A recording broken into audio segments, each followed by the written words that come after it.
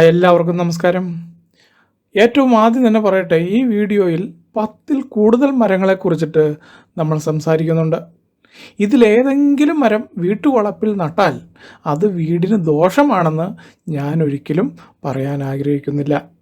അതെന്തുകൊണ്ടെന്നാൽ മരം ഒരു വരം എന്നാണ് അറിവുള്ള ആളുകൾ പറഞ്ഞിരിക്കുന്നത്.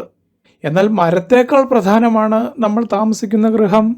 എന്നുവെച്ചാൽ വീടിനാണ് ആദ്യത്തെ പരിഗണന കൊടുക്കേണ്ടത്.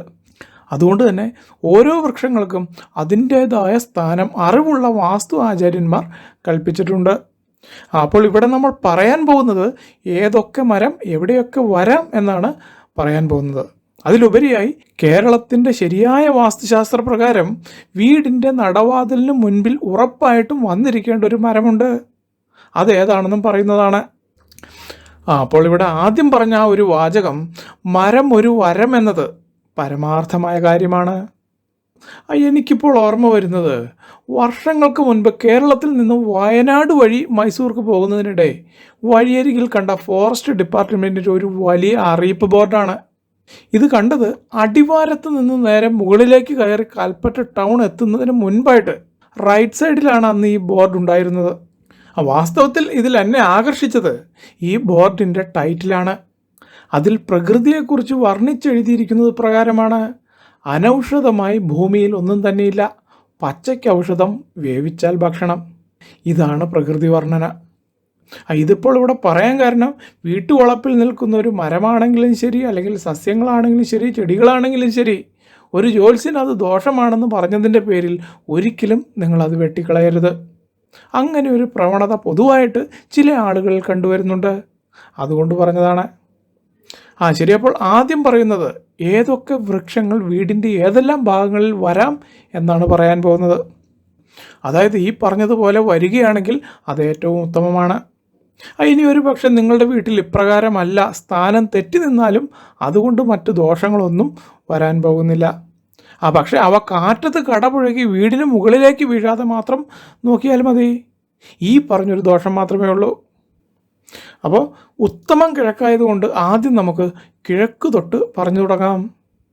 കിഴക്ക് ഭാഗത്ത് പ്ലാവും വടക്ക് ഭാഗത്ത് മാവും വരുന്നതാണ് ഏറ്റവും ഉത്തമം.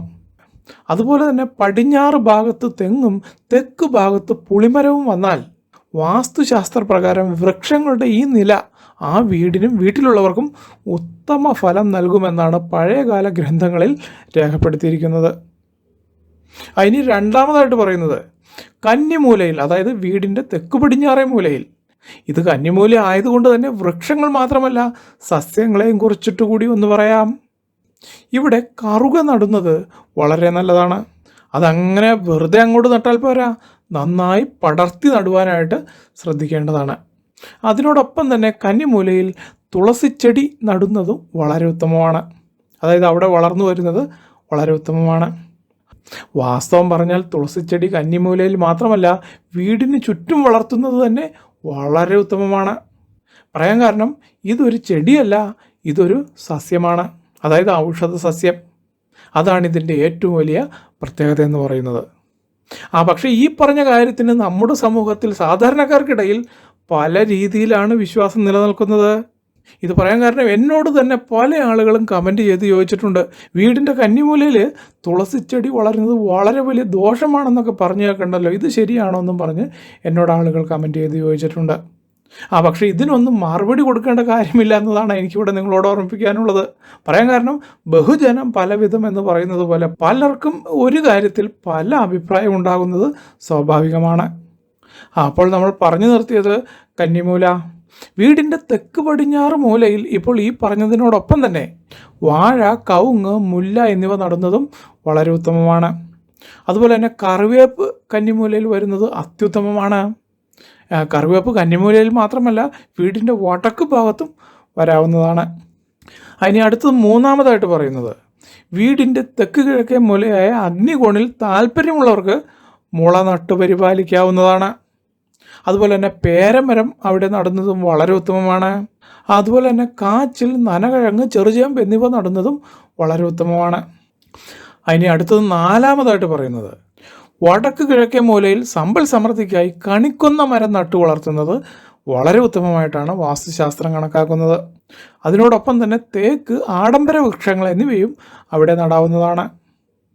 ഇനി അടുത്തത് അഞ്ചാമതായിട്ട് പറയുന്നത്, വീടിൻ്റെ പടിഞ്ഞാറ് ഭാഗത്ത് മഞ്ഞൾ നടുന്നത് വാസ്തുദോഷങ്ങൾ കുറയ്ക്കുമെന്നാണ് പണ്ട് കാലം മുതലുള്ള ഒരു വിശ്വാസമായിട്ട് നിലനിന്ന് പോരുന്നത്. അതുമാത്രമല്ല, ഇഞ്ചി, കുരുമുളക്, കൂവ എന്നിവയും ഇവിടെ നടാവുന്നതാണ്. പക്ഷേ ഈ പറഞ്ഞ മഞ്ഞൾ നമ്മൾ ആദ്യം പറഞ്ഞു നിർത്തിയ കന്നിമൂലയിൽ നടുന്നത് വളരെ ഉത്തമമാണെന്ന് ചില ഗ്രന്ഥങ്ങളിലും പരാമർശിച്ചു കണ്ടിട്ടുണ്ട്. അതുപോലെ തന്നെ മിക്കവാറും ഗ്രന്ഥങ്ങളിൽ ആചാര്യശ്രേഷ്ഠന്മാർ മുന്നറിയിപ്പായിട്ട് തന്നെ ഒരു പ്രത്യേക കാര്യം പറഞ്ഞിട്ടുണ്ട്. അതായത് നാൽപ്പാമരങ്ങൾ ഇവ വിപരീത സ്ഥാനങ്ങളിൽ നടുന്നത് ഒഴിവാക്കേണ്ടതാണെന്നാണ് അവർ പറഞ്ഞിരിക്കുന്നത്.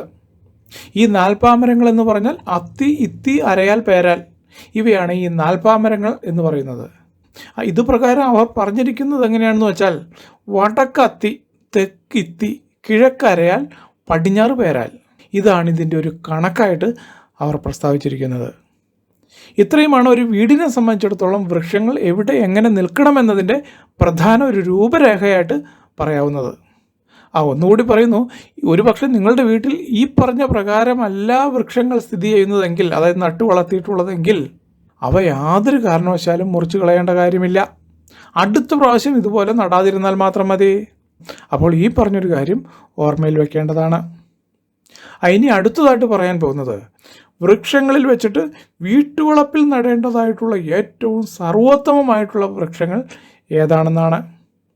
ഈ വൃക്ഷങ്ങളെ സർവോത്തമമായിട്ടുള്ള വൃക്ഷങ്ങൾ എന്ന് പറയാനുള്ള കാരണം, ചില വൃക്ഷങ്ങൾ വീടിന് ചുറ്റും ഉത്തമ സ്ഥാനത്ത് നിന്നാൽ വീട്ടുകാർക്ക് ദിനം പ്രതി ഐശ്വര്യം വർദ്ധിക്കുമെന്നാണ് പണ്ടുകാലം മുതൽക്കേ നിലനിന്നിരുന്ന ഒരു വിശ്വാസം. അവരുടെ ജീവിത പുരോഗതി ഓരോ ദിവസം കഴിയുന്തോറും വെച്ചടി മുന്നേറ്റം ഉണ്ടാകും എന്ന അടിസ്ഥാനത്തിലാണ് ഇങ്ങനെ പണ്ടുള്ളവർ വിശ്വസിച്ചു പോന്നിരുന്നത്.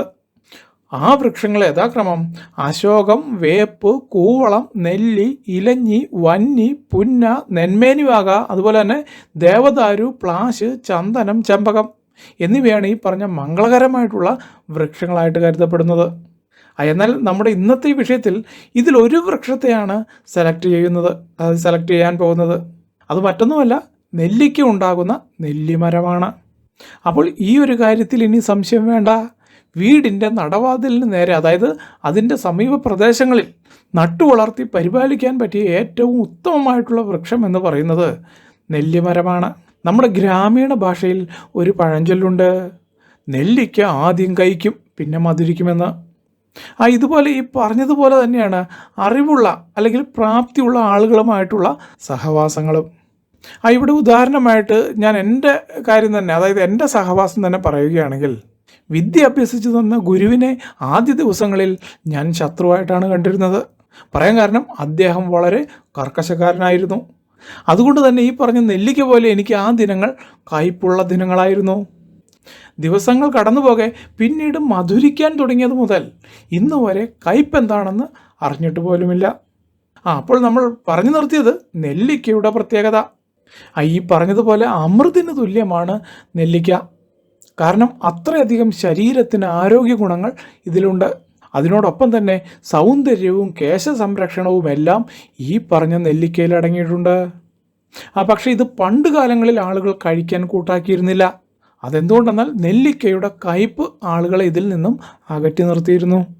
അങ്ങനെ വന്നപ്പോൾ ആചാര്യശ്രേഷ്ഠന്മാർ കണ്ടുപിടിച്ച ഒരു ട്രിക്കാണ് നെല്ലിക്കയെ ആത്മീയവുമായി ചേർക്കുക എന്നത്.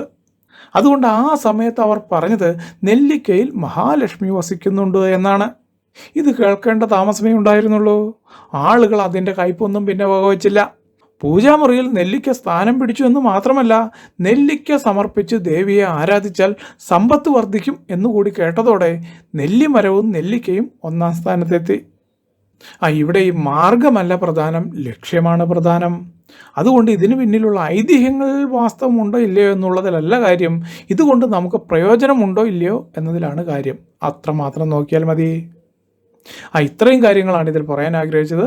എല്ലാവർക്കും നല്ലൊരു ദിവസം ആശംസിച്ചുകൊണ്ട് നിർത്തുന്നു. നന്ദി, നമസ്കാരം.